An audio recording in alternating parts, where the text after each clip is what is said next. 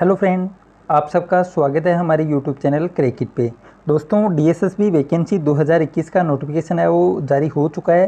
Total post हैं वो 7236 vacancy हैं। सभी सब्जेक्टों की हम बात करेंगे। एजुकेशनल क्वालिफिकेशन है वो क्या है, सीटेट कौन सी चाहिए, एग्ज़ाम कब तक हो सकता है, पूरा सिलेबस, पूरी डिटेल इन्फॉर्मेशन आपको इस वीडियो में मिलेगी। कितनी तनख्वाह मिलेगी, सब कुछ आपको इस वीडियो में मिल जाएगा। तो दोस्तों बिल्कुल भी मिस ना करें और वीडियो पूरा देखें। आपको इन्फॉर्मेशन देने की मैंने कोशिश की है पूरी एकदम सटीकता के साथ, तो ये वीडियो आप लास्ट तक ज़रूर देखें। तो ये देख सकते हैं दोस्तों आपके सामने पूरा नोटिफिकेशन।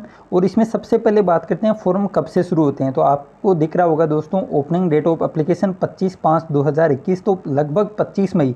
पहले इनकी बात दोस्तों 31 मई से निकलने की बात थी, लेकिन थोड़ा पहले निकल चुके हैं फॉर्म। 25 मई 2021 को फॉर्म वो शुरू हो जाएंगे और लास्ट डेट है वो 24 जून है।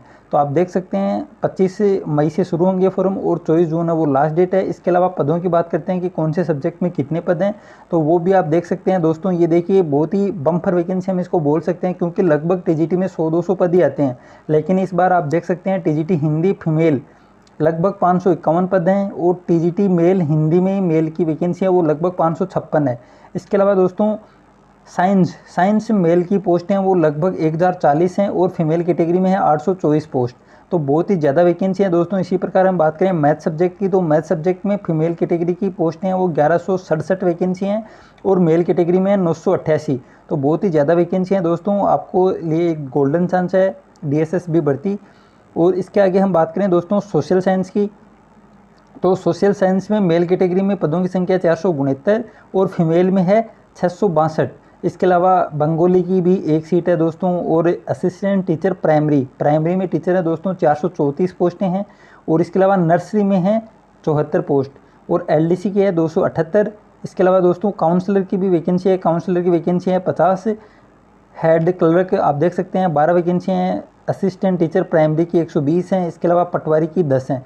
तो आप देख सकते हैं दोस्तों, ये तो थी पूरा वर्गीकरण पोस्टों का कि कौन से सब्जेक्ट में कितने पद हैं, फीमेल में कितने हैं, मेल में कितने हैं। तो बहुत ही अच्छी वैकेंसी कह सकते हैं दोस्तों। लगभग टीजीटी में 100-200 पद आते हैं, लेकिन इस बार है वो पदों की संख्या वास्तव में बहुत ही शानदार है और आपके लिए बहुत ही अच्छा चांस है। अब बात करते हैं दोस्तों कि मतलब क्वालिफिकेशन है वो क्या होनी चाहिए। तो हम एक सब्जेक्ट का डिस्कस कर लेते हैं, बाकी सब्जेक्ट है वो सेम, आप अपना सब्जेक्ट लगा लेना और पूरा आप खुद भी पढ़ सकते हैं। इसके अलावा ये तो यहाँ पर हम बात करें दोस्तों हिंदी सब्जेक्ट की, तो 33/21 से ये देखिए पोस्ट कोड, और यहाँ पर देख रखा है पोस्ट कोड, यहाँ से आप मिला लेना। ये देखिए 33/21 मतलब हिंदी फीमेल की जो है वही हर सब्जेक्ट की, मतलब सब्जेक्ट का नाम चेंज है और लगभग क्वालिफिकेशन तो सेम ही रहने वाली हैं। तो आप देख सकते हैं दोस्तों पदों की संख्या टोटल 551 है। पूरा वर्गीकरण किस प्रकार दे रखा है। इसके अलावा एजुकेशन क्वालिफिकेशन है दोस्तों BA honours in 1 modern Indian language. तो यहाँ पर बेसिकली हम बात करें तो दोस्तों आपको ग्रेजुएशन चाहिए दोस्तों। आपको लगभग 45% मार्क्स चाहिए उसमें और बीएड आपकी कंप्लीट होनी चाहिए। और बीएड के साथ साथ दोस्तों आपको सीटेट लेवल 2 सीटेट लेवल 2 का डिप्लोमा आपके पास होना चाहिए दोस्तों। ये देखिए यहाँ पर साफ साफ लिख रखा है, should have qualified CTET from CBSE. तो आपको जो सेकंड लेवल का सीटेट होता है वो आपको क्लियर रहना चाहिए। और प्राइमरी टीचर में दोस्तों यही बात है, वो लेवल फर्स्ट की होती है, मतलब सीटेट है वो लेवल फर्स्ट वाला क्लियर होना चाहिए। और जो टीजीटी वैकेंसी है उसमें आपको सीटेट लेवल 2 चाहिए। और इसके अलावा दोस्तों पेमेंट की भी बात कर लेते हैं। यहाँ पर आपको दे रखा है नीचे देखिए, पे स्केल है 9300 से 34,800, ग्रेड पे है 4600, ग्रुप बी की नॉन गजिटेड ये दोस्तों वैकेंसी है। तो बहुत ही शानदार है। राजस्थान में जो सेकंड ग्रेड टीचर का पेमेंट होता है उससे ज़्यादा पेमेंट मिलेगा, क्योंकि ग्रेड पे राजस्थान में 4200 होती है और यहाँ पर आपको 4600। और इसके अलावा प्रोबेशन पीरियड भी यहाँ पर नहीं होता है।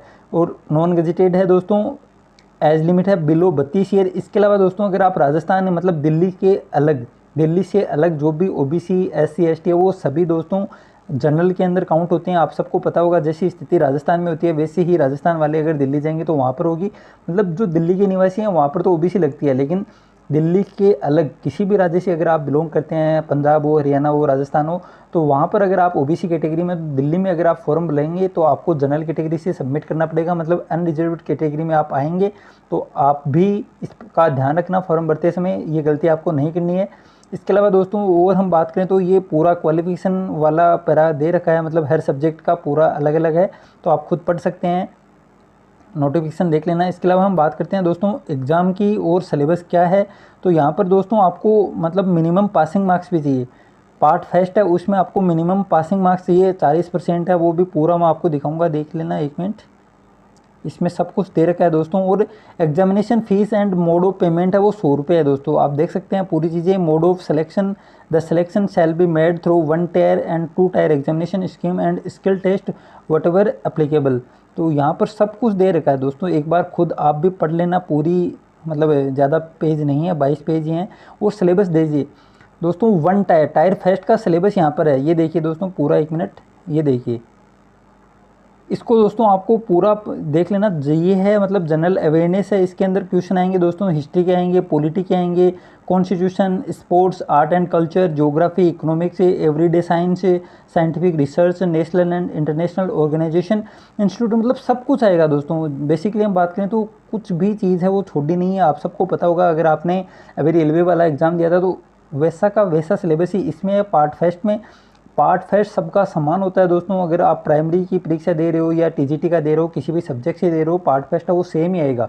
तो यहाँ पर आप देख सकते हैं 20% इसके आएंगे, 20% ही general intelligence and reasoning ability के आएंगे। और इसमें भी आप देख सकते हैं यहाँ पर एनालॉजी है, सिमिलरिटीज़ है, पूरा आप पढ़ सकते हैं, मतलब सब कुछ दे रखा है। रिलेशनशिप, कंसेप्ट, अर्थमेटिक, रीजनिंग, मतलब वर्बल और नॉन वर्बल दोनों आएंगे, वर्बल भी आएगी और नॉन वर्बल रीजनिंग भी आएगी। तो 20% इसके आते हैं। 20% ही दोस्तों इसके आएंगे NA, arithmetical and numerical ability test के भी 20% आएंगे। मतलब जो 10th तक मैथ चलती है, लगभग हर एग्जाम में आती है दोस्तों। आप सबको पता होगा LCF है, HCF है, ratio, proportion, percentage, average, profit loss, discount, simple and compound interest. तो बेसिकली हम बात करें तो 9वीं 10वीं किताब में चलती है CBSE में, तो वो मैथ है वो आने वाली है। तो 20% आएंगे जनरल अवेयरनेस के, 20% आएंगे जनरल इंटेलिजेंस, मैं कहूँ कि रीजनिंग के 20% आएंगे, और 20% आएंगे मैथ्स के, और 20% आएंगे हिंदी के, और 20% आएंगे इंग्लिश के। तो सभी मिलाकर ये होता है दोस्तों 100%। तो पार्ट फर्स्ट में 100% आते हैं और पार्ट सेकंड में भी 100% आते हैं। अब हम बात करें पार्ट सेकंड की, तो पार्ट सेकंड में दोस्तों PRT में तो आएगी साइकोलॉजी, और पार्ट मतलब TGT लेवल की बात करें तो TGT में आएगा दोस्तों आपका सब्जेक्ट, मतलब आप हिंदी से फॉर्म भर रहे हैं तो आपके हिंदी के 100% आएंगे, अगर आप मैथ से भर रहे हैं तो आपके 100% है वो मैथ से आएंगे। और आपका नॉलेज है वो लगभग 11वीं 12वीं और ग्रेजुएशन का भी आ सकते हैं दोस्तों परसेंट, कुछ परसेंट ग्रेजुएशन के भी आते हैं। और उसमें भी आपको पासिंग मार्क्स है वो 40 नंबर चाहिए। लास्ट टाइम जो वैकेंसी हुई थी उसमें दोस्तों मैथ सब्जेक्ट में या फिर एक दूसरा और सब्जेक्ट था, उसका नाम ध्यान में नहीं आ रहा, उसमें कैंडिडेट है वो पासिंग मार्क्स वाले मिले नहीं थे, क्योंकि इसमें सबसे बड़ा जो लफड़ा ही मान लीजिए एक तरीके से कि टाइम है वो अलग अलग होता है। मतलब पार्ट फर्स्ट भी आपको 1 घंटे में 100% आते हैं और पार्ट सेकंड के भी 100% आते हैं 1 घंटे में करने, तो आपको दोनों में अलग अलग पास होना पड़ता है। तो आपके लिए अगर आप पार्ट फर्स्ट में 1 घंटे से ज़्यादा टाइम दे देते हैं तो पार्ट सेकंड में आप है वो उतने क्वेश्चन है वो नहीं कर पाते हैं मैथ्स के अंदर या फिर किसी और सब्जेक्ट में, तो आपके लिए टाइम मैनेजमेंट वो सबसे ज़्यादा ज़रूरी है। इसके अलावा दोस्तों इसमें नेगेटिव मार्किंग भी होती है, इसमें आपको नेगेटिव मार्किंग भी देखने को मिलेगी दोस्तों। आप देख सकते हैं section B post specific subject related question, मतलब जो भी आपने सब्जेक्ट है वो चूज़ किया उसके 100% आते हैं और उसका टाइम भी 1 घंटे है। तो आपको 1 घंटे में 100% तो पार्ट फर्स्ट वाले करने हैं और दूसरे घंटे में 100% है वो आपके सब्जेक्ट के करने हैं। तो आप समझ सकते हैं मतलब टाइम बहुत ही कम मिलता है और क्वेश्चन है वो ज़्यादा होते हैं 2 घंटे में, जहाँ रीट में आपको मतलब 150 मिनट में 150% या 2.5 घंटे में 150% करने पड़ते हैं। वहीं पर अगर हम DSS भी बात करें तो 2 घंटे का टाइम है और 200% है, तो बहुत ज़्यादा मतलब एक तरीके से मान लीजिए टाइम है बहुत ज़्यादा कम मिलता है। और इसके अलावा नेगेटिव मार्किंग भी है दोस्तों, इसमें नेगेटिव मार्किंग भी होती है, तो आप देख सकते हैं दोस्तों। और रिजर्वेशन बेनिफिट है वो सब दे रखा है कि आपको दिल्ली का निवासी है तभी मिलेगा वरना नहीं मिलेगा। इसके अलावा पासिंग मार्क्स वाला भी मैं आपको दिखा देता हूँ दोस्तों, ये देखिए ये एज रिलेक्शन है 5 ईयर 3 ईयर, ये आप देख सकते हैं। इसके अलावा एक वो रह गया वो भी मैं आपको दिखा दूंगा दोस्तों, 1 मिनट। यहाँ पर सब कुछ दे रखा है दोस्तों, आप खुद भी चेक कर लेना, पूरा नोटिफिकेशन पढ़ लेना अगर आपको सही लगे।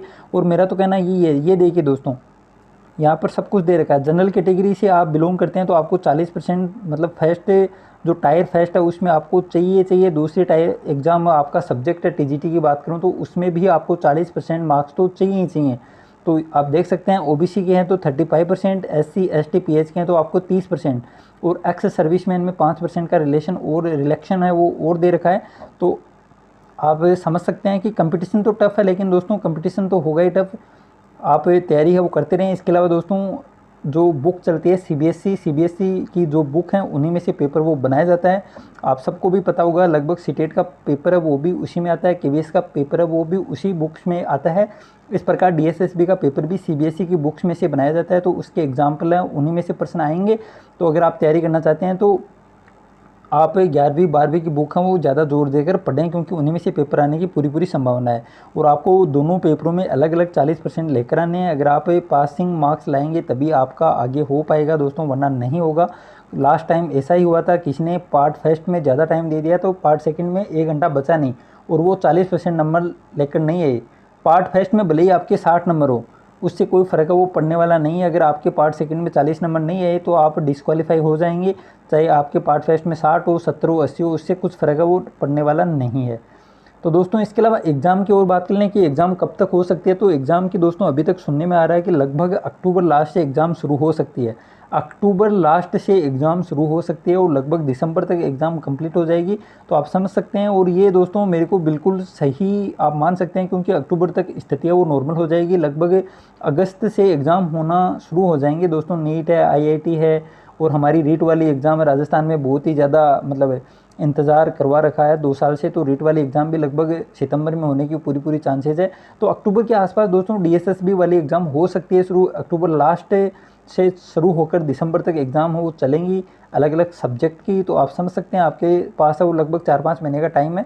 तो आप धीरे धीरे रीट के साथ साथ इसकी भी तैयारी शुरू कर सकते हैं, क्योंकि सिलेबस तो लगभग सेम है, कुछ आप पढ़ रहे हैं और कुछ और एक्स्ट्रा बाद में पढ़ सकते हैं। इसलिए फॉर्म वो फिल कर दें। याद रखें, फॉर्म की जो डेट है वो आपको एक बार फिर मैं आपको दिखा दूं, ये देख सकते हैं आप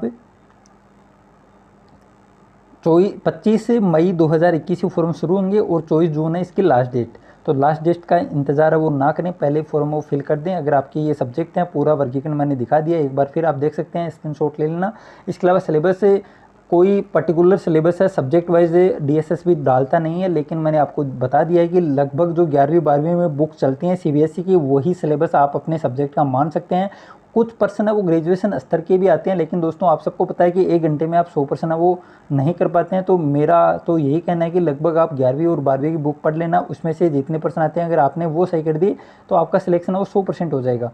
तो दोस्तों इस वीडियो में इतना ही। उम्मीद करता हूँ कि आपके थोड़े बहुत डाउट हैं वो मैंने क्लियर किए होंगे कि एग्ज़ाम अक्टूबर तक होगी। इसके अलावा नेगेटिव मार्किंग होती है दोस्तों रीट के अंदर, केवीएस के अंदर नेगेटिव मार्किंग नहीं होती है, लेकिन डीएसएसबी में नेगेटिव मार्किंग होती है। पूरा नोटिफिकेशन मैंने आपको दिखा दिया है, 40% आपको चाहिए। इसके अलावा दोस्तों अगर आपकी caste OBC, SC, ST, EWS कुछ भी है, अगर आप अदर स्टेट से हैं तो आपको अनरिजर्व्ड कैटेगरी में ही फॉर्म फिल है वो करना होगा। तो दोस्तों मिलते हैं जल्दी दूसरी वीडियो में। ये वीडियो आपको पसंद आया होगा, पूरी इन्फॉर्मेशन मैंने आपको देने की कोशिश की है। फिर भी अगर आपका कोई डाउट हो तो बेझिझक आप कमेंट कर सकते हैं। Thank you. जय हिंद, जय भारत।